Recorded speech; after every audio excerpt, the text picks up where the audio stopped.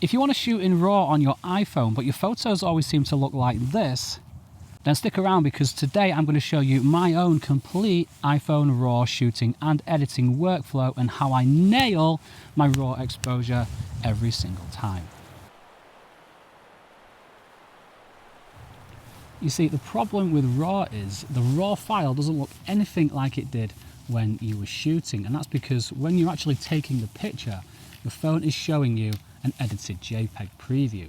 So the first thing I do when I look through the viewfinder and I'm composing my shot is I divide the scene up into varying levels of brightness, from the deepest blacks all the way to the whitest whites. So you've got blacks, shadows, midtones, highlights and whites. And the reason for this is because this is how the camera sees the world.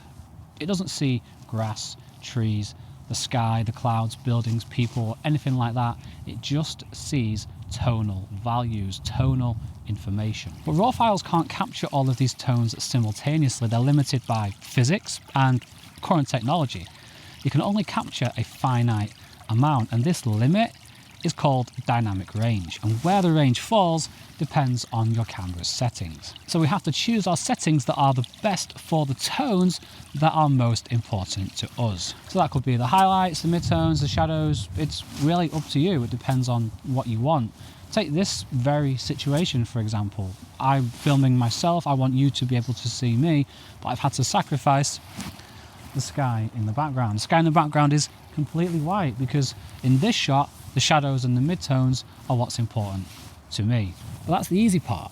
So once you've decided what's important to you, how do you know which settings to choose for the tones that you want? Well, thankfully, we have tools built in that can communicate to us where the tonal values really are in any situation at any given settings. And any camera app worth its salt will have either a histogram, clipping warnings, or both. The histogram is basically like your tonal viewfinder. It's the window into where the tones are at your current settings, and it looks like a little mountain range, and the tones in the image are represented by the little mountains and the hills. So over here we have the blacks, the shadows, the midtones, the highlights and the whites.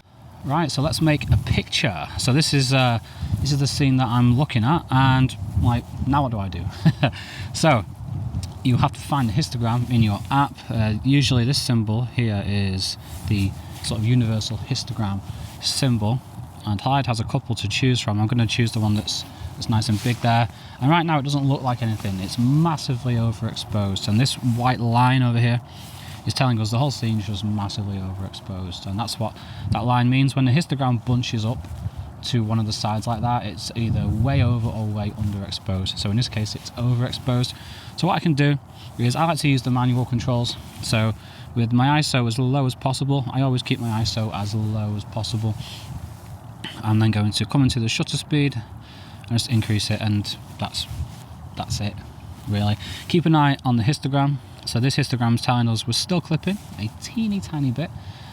Don't know where we're clipping, because one of the limitations of the histogram is it'll tell you that you are clipping or that there are shadows and things like that, but it doesn't tell you where exactly in the image, and that's where the clipping warnings come in. So let's turn on the clipping warnings and confirm where exactly we're clipping. So in Halide, they turn on when you actually adjust the exposure. In some other apps, they may just appear even when you're not adjusting the exposure. So we can confirm that the clipping is right there, and I would say that's part of the image that I care about. So I'm interested in protecting that part of the image, so I can do that by keeping an eye on histogram, keeping an eye on the clipping warnings, and making sure that the clipping warnings don't appear over that area. So doing what I said earlier, just look at the picture, and we have got highlights in the sky. We've got some shadows at the bottom down here. It's mainly midtones, this photo though, so I do want to expose for those. I don't want the sky too bright, so I think where we were there looks pretty good. So now the histogram isn't reporting any clipping whatsoever, and I'm going to take the photo. If I take the picture into darkroom, and that's what I always do, that's part of my workflow. I always look at my RAW files in the same app every single time, no matter which app I'm using to take them, and that app is darkroom. I'm not saying you have to use darkroom, you can use any app that you want, just I like darkroom. So And I can see here that, yep, the sky is bright as we thought it would be based on the histogram, because there was a big spike in those highlights. And there's also a lot of shadow information down there, again, as confirmed by the histogram when we took the photo. So here's where it would come in to learn what you're working with, learn how much dynamic range is in your raw file and how much you're going to be able to bring back, to draw out later. Because looking at this picture now, I could get a better base exposure on that sky. I could increase the shutter speed, which would make the sky darker, but it would also make the ground darker. And I think, based on what I know about how much dynamic range is in these raw files, because I work with them every single day, I think I'm going to be able to do that, because even though the ground will be dark, I can then, in editing, pull back the exposure later. So let's try that. So if I increase the exposure, Halide is telling me that I'm starting to clip a little tiny bit in the shadows. The histogram is telling me, and the clipping warnings are telling me as well. But I'm not clipping too much. It hasn't actually bunched up to the side yet, so I'm just like on the border. So I'll take that photo, and then we'll go and have a look in darkroom again. The ground is darker, and the only thing I'm concerned about is when I bring up the exposure, how much noise there's going to be in the ground. But again, this comes with experience. I know that when I'm taking pictures in nature, noise in the iPhone's RAW files often can hide in nature. It can hide in the earth there, in the trees, in the grass. So you can sort of hide the noise in plain sight, really take advantage of that. And that's basically what I do every single time I take a RAW photo on my iPhone. Now, what I could do in this situation, because the exposure range is fairly large, the sky is got quite a few highlights in it, the ground has quite a few shadows in it, I could use bracketing. Now, bracketing is where you take multiple photos of the same thing at different exposures and then merge them together. So you've got one that's exposed for the shadows, one that's exposed for the highlights, one that's exposed for the midtones, etc., and then merge them all together for that high dynamic range photo. But that is a different video. I don't do that all the time. So if you want to learn about... Sorry, my mouth is freezing because it's so cold out here. Let me try that again. So if you want to learn about bracketing, I've just made another video sat in this exact same spot all about bracketing, so go and check that out.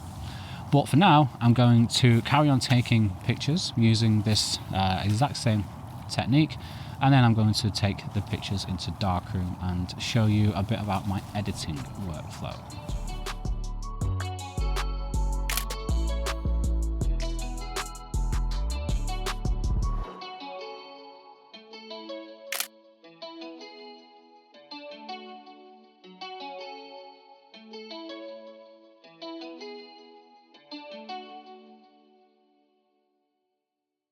So let's look at this one.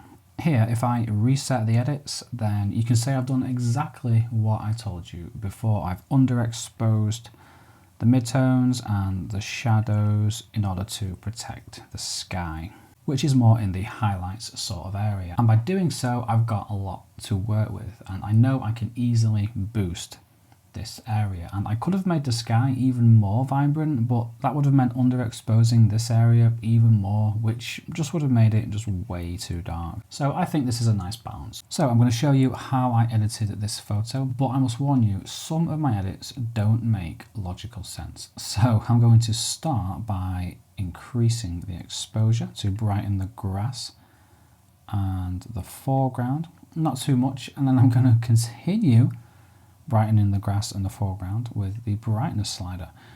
Don't ask me why, it's just a weird thing I have that I like to use both the brightness and the exposure slider.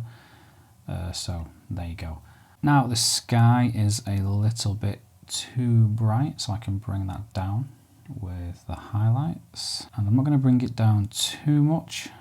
-31. Some of the things we're going to do a bit later on are going to bring it down even more. And next, I do want to brighten the grass a little bit more without affecting the sky too much, so I'm going to bring the shadows up quite a lot, which gives the whole image this sort of washed out look. So I'm going to correct for that by increasing the contrast quite a lot. So if I hold down the backslash key, you can see what we've done so far. Next, I want to add some saturation, which isn't something that I usually do, but I thought I'd try something different here. So there you go. So let's go into the curves, and I'm going to make some adjustments to the curves and then come back and describe to you in one go the effect that adjusting the curves has had. So bring the highlights down to -69. We've got 46% on the, sorry, not -69, 69%, 46% on the midtones. Bring the shadows down to 21 and then just fade those blacks just a little bit. And if I click the eye up here, then you can see what effect this has had. So this is before and this is the after. So bringing the blacks up 4%, it's just faded the blacks a little bit. I fade my blacks in like 99% of my photos at the moment. It's just a look that I like. And I've brought the shadows down just to increase the contrast in the shadows a little bit. And bringing the midtones down has the opposite effect on the midtones. It kind of makes them look like damp and muddy and just not very nice if you do it too much. So I brought those down a little bit just to kind of flatten them out. I don't really know how to describe it. And the highlights, brought them down just to bring back some of that sky. Again, I could bring this down a lot more, but I don't want to. And a little bit of fade in the whites there, just to make those clouds look a bit more subtle, a bit wispier. Right, onto the HSL sliders. I'm going to start with the orange one, and I'm going to bring the hue slider over to the left and more into the reds. And this mainly affects like this sort of area here, where you can see a little bit of the earth underneath the grass. And if I just complete the orange section, I'll show you what effect that has. So again, if I turn this off and on, you can see just kind of enhances these areas a little bit where there's oranges and makes it stand out against the greens. So next I'm going to move on to the yellows, and believe it or not, a lot of the grass is actually in the yellows rather than the greens. So if I bring the yellow slider over to the left, more into the oranges, I just like to introduce some oranges into the grass, which is what I like. Now onto the greens, and with the greens I want to do something a little bit different. All I'm going to do here is bring the luminance slider down, and if you just pay attention to this part of the image down here, what this does is it helps the greens stand out against the yellows in the grass. So if I just bring those down to like -22, you can see here what difference that has. So this area is more in the greens, this area is more in the yellows, and it just helps those two areas just stand out a little bit. And that's pretty much the edit. All I want to do is just add some sharpness and subtle vignette, and that's the edit. So if I hold the backslash key, you can see the before and the after, and that edit wouldn't have been possible if I hadn't have shot it the way I did. Just when you're shooting in RAW, just give yourself lots to work with in the edit later, because like, yes, this image is well exposed, but it's not like shareable, it's not usable, it's just got a great exposure, and then you can finish off that exposure in the edit. So I will show you one more example of this image right here. So if I press R, that's what it looked like before, and I undo that, then you can see the edits that I've made. And this is one of my custom filters. This is my Andelsnes filter, named after Andelsnes in Norway, and this one's quite a bit more advanced than what we just saw. This is a very versatile preset. There's quite a lot being done to the colors and the curves. So if I show you the colors here, you can see pretty much every channel's had some work done to it. This was created originally for images taken in Andelsnes in Norway, and if I come over to the curves, there's been adjustments made in every curves channel. It just really like shifts the yellows and the greens over to the oranges and makes the blues really punchy, which I like.